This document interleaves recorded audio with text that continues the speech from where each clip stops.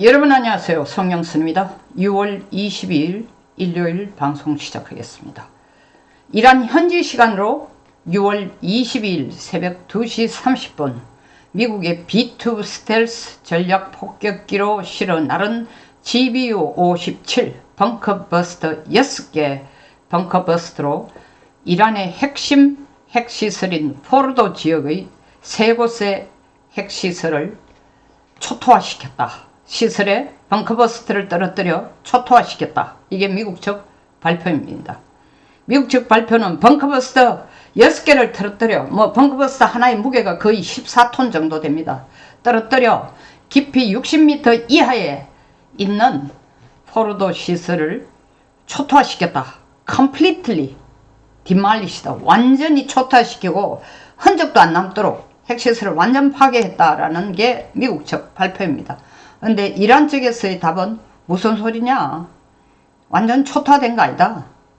그리고 벙커버스트가 들어와서 칠 수 있는 깊이가 기껏해야 60m 정도인데 우리는 핵시설을 지하 90m 이하 가지고 있으니까 아직까지 완전히 초토화된 거 아니다. 이게 이란 측의 입장입니다. 어쨌든 간에 미국이 이란과의 직접 전쟁에 개입을 한 셈입니다. 이스라엘이 해달라는 걸 지금 미국이 다 해주고 있습니다.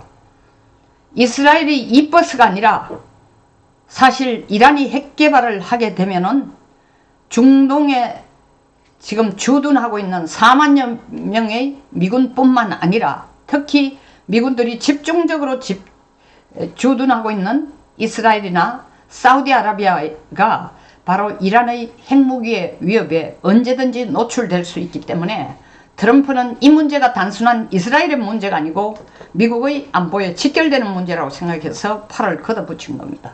자, 그렇다면 앞으로는 어떻게 이 전쟁 양상이 전개될까요? 미국은 완전히 초토화시켰다고 얘기하고 있는데 이란 쪽에서는 완전 초토화 아니다. 그럼 이란은 어떻게 나가겠습니까?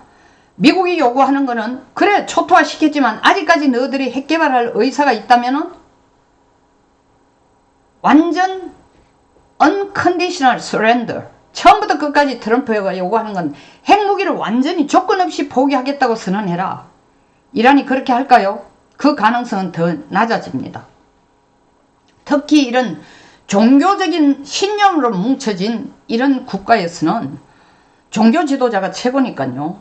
호메이니가 절대 쉽게 안 물러서죠. 핵 포기하겠다 소개 안 하고 도로 미국에게 얻어터진 이란으로서는 이대로 우리는 물러서서는 안 된다. 성전을 하자. 그러므로 형제들이여 다 하나가 되어 미국에 대해서 맞부딪혀 싸우자. 어떻게 싸울 것이냐? 첫째, 중동 전역에 있는 미군 기지를 공격하자. 이라크에도 있고 바레인에도 있고 쿠웨이트에도 있고 카타르에도 있고 UAE도 있고 사우디아라비아에도 있고 여기에 있는 미군 기지를 공격하자. 미사일로 공격하자. 그리고 지상에서는 사실 예멘이라든가 이라크라든가 그리고 이란의 혁명 수비대들이라든가 힘을 합쳐서 게릴라처럼 공격을 가하면 된다. 두 번째로는 단순하게 이게 미군 기지에 있는 미군만이 아니라 이 지역에 있는 모든 시민도 합법적인 표적 대상이다. 왜? 미국도 이스라엘도 그렇게 우리에게 가했기 때문에, 폭격을 가했기 때문에. 그 두 번째로는 그것으로 충분하지 않다. 우리가 가진 가장 큰 무기가 원유가 아닌가. 세계 원유 수출의 20%가 호르무즈 해협을 거쳐 나갑니다. 그래서 호르무즈 해협 주변에서 미국 편드는 국가들에 대해서는 무조건 출입 금지를 시키고, 그렇게 되면 어떻게 한다? 그 호르무즈 해협을 막든지 출입 금지를 시키든지 유가가 폭등을 하겠죠. 지금 현재 유가가 배럴당 73달러 어쩌고 저쩌고 하는데 이 상태로라면 유가가 1배럴당 100달러까지도 급상승할 수 있다는 거죠. 그리고 세 번째, 미국 본토에서 테러를 행사하겠다. 이게 이란의 입장이에요. 여러분, 미국 본토에서의 테러라고 하니까 바로 뭐가 생각납니까? 2000년 9월 1일, 9월 11일 9.11 테러와 같은 충격을 가하겠다. 사실 9.11 테러와 같은 충격을 가할 경우에는 미국에는 이에 대비하기 위해서 많은 인력과 많은 에너지와 많은 돈이 소비됩니다. 사실 이게 뭐 공중에서 날라오거나 뭐 호르무즈 해협을 미사일이 공중에서 날라오거나 군사기지를 향해 공중을 통해 날라오거나 호르무즈 해협을 막는 이런 것보다도 민간인들도 모두 테러 위협에 노출되는 그런 상황이니까 미국 전역이 긴장하지 않을 수 없는 상황이죠.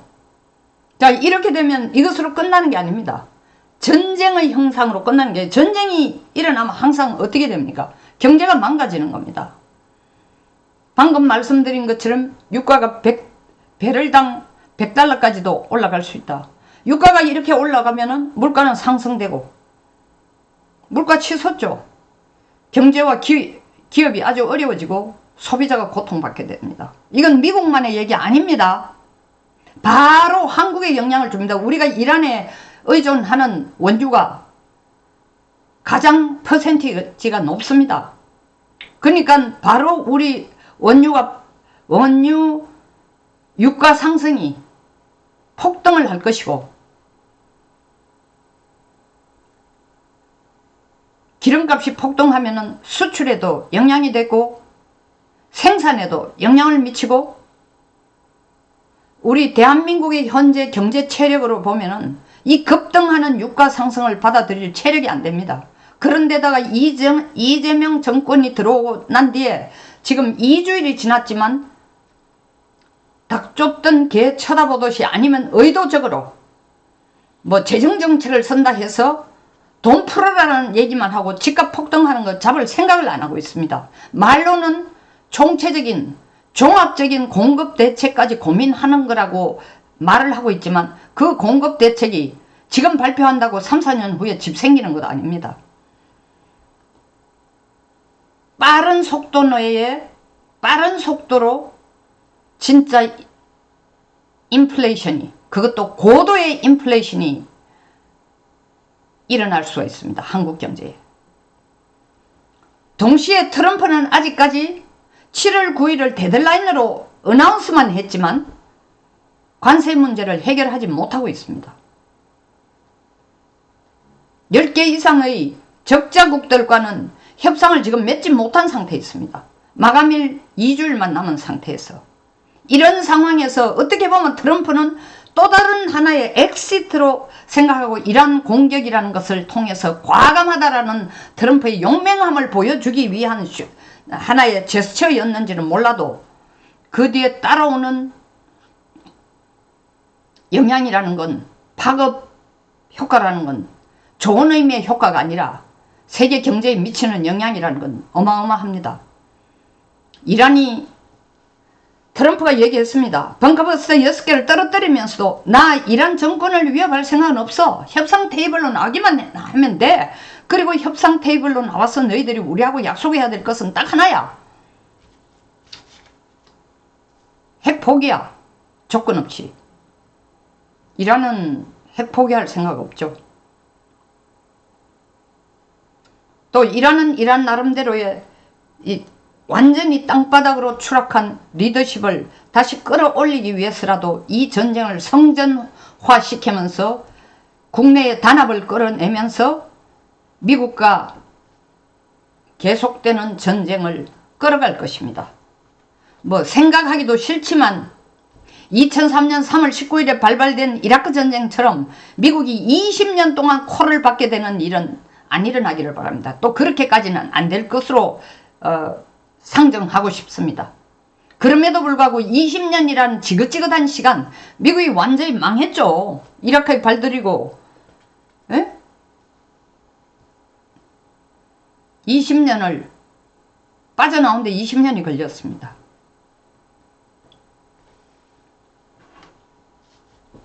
그런 장기전, 그만큼 긴 시간의 장기전은 안 간다 손치더라도 결국 미국의 답은 뭐냐? 이란이 핵 포기하라는 거고, 이란이 미국과의 전쟁을 질질 끌어가는 명분은 핵 포기 안 할 것이다라는 거니까 합의점이 없어요. 처음부터 이거는 외교적인 협상으로 되지 않았기 때문에 다시 군사적인 힘을 빌렸는데, 군사적인 힘을 빌렸음에도 불구하고 미국이 말한 것처럼 이 포르도 지역에 GBU-57 벙커버스트를 떨어뜨려서 완전 초토화된 것도 아니니까 이란은 끝까지 항전하겠다라는 입장입니다. 이것이 저 멀리 있는 중동과 미국과의 싸움이 아니고, 지금 취임한 지 2주일 조금 넘은 한국의 경제가 벌써 인플레이션을 충분히 예감할 수 있고 땅 지하로 내려꽂는 모습을 경제에 대한 전문 지식이 없는 사람들도 생활 속에서 다 느끼고 있습니다. 이런데 유가 폭등까지 된다? 대한민국은 정말 베네수엘라로 가는 길이, 그 속도가, 그쪽을 향해 달려가는 속도가 더 빨라질 뿐일 것입니다. 뭐 이 난리를 치면은 바로 주식시장에도 영향을 줄 것입니다. 물론 이렇게 난리를 칠 때에 따라서는 주식시장을 키우는데도, 끌어올리는데도 어떤 데는 영향을 주고 붕괴할 때도 영향을 시키지만, 끌어올리는 쪽으로 도움이 줄 때는 기초체력이, 국가의 경제의 기초체력이 돼 있을 때입니다. 뭐 이재명이 나와가지고 3천? 내 임기 동안 5천? 코픽스로 5천 올린다? 말로만 되는 게 아니에요. 우리는 대외 변수에 다른 어떤 나라보다도 취약합니다. 왜? 기름 한 방울 안 나는 나라니까. 그리고 수출로 먹고 사는 나라니까. 어떻게 대응해야 될 것인가? 가장 시급한 문제는 7월 9일 데드라인이 주어진 미국과의 관세 협상입니다. 여기에서 미국과의 협족한 결론을 못 얻어낸다면은 대한민국 경제는 오직 암울한 터널만이 우리를 기다리고 있다는 것을 부정할 수가 없습니다.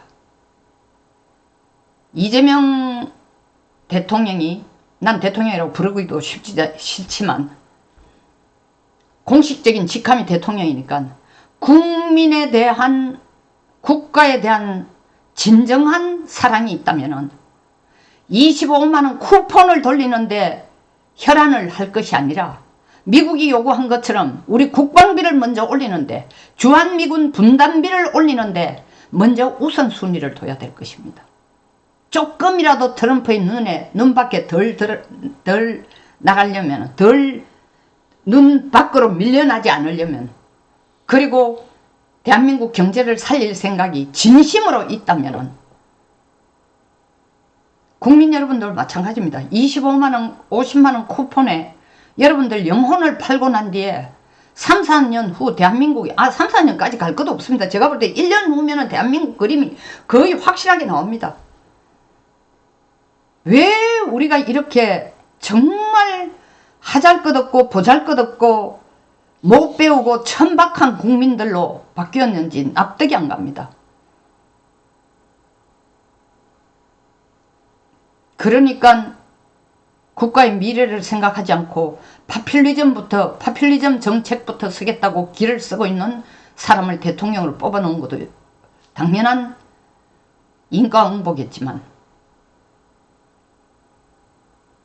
트럼프가 발을 들여놓은 이란과의 전쟁 결코 우리에게 강 건너 불이 아니라는 것을 국민들은 인식해야 되고, 누구보다 이재명은 인식하고 1호부터 국민들을 살릴 방법을 최우선으로 지금 찾아내야 합니다. 제가 하는 말이 속이에 경읽기는 아니어야 할 텐데요. 송영선 TV였습니다. 끝까지 시청해 주셔서 감사합니다.